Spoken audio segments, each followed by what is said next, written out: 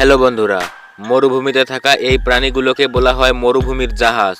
এটা এমন একটা প্রাণী যেটা খুব শান্ত স্বভাবের, আর যখন রেগে যায় তখন নির্দ্বিধায় মানুষকে হামলা করে। জানলে অবাক হবেন যে উট সাপের মতো বিষাক্ত প্রাণীদের দেখতে পেলে নির্দ্বিধায় খেয়ে ফেলে।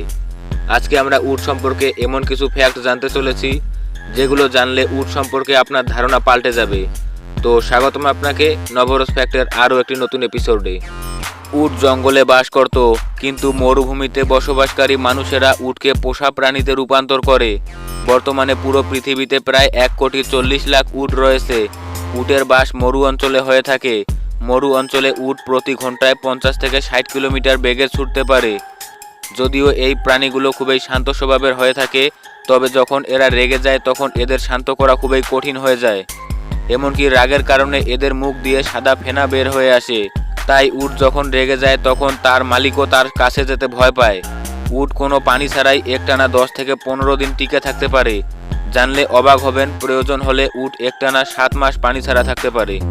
এই উটকে এমনভাবে তৈরি করা হয়েছে যে এই প্রাণী যথেষ্ট পানি পান করে এর পেটের মধ্যে জমিয়ে রাখতে পারে। তারপর মাসের পর মাস ধরে প্রয়োজন অনুসারে এগুলো ব্যবহার করতে পারে।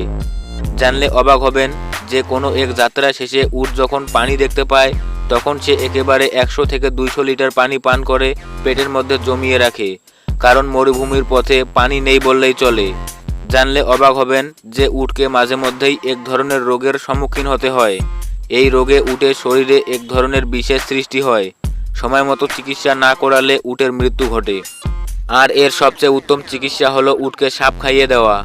উটের মালিকেরা সাপকে আত্মরা করে উটকে খাইয়ে দেয়।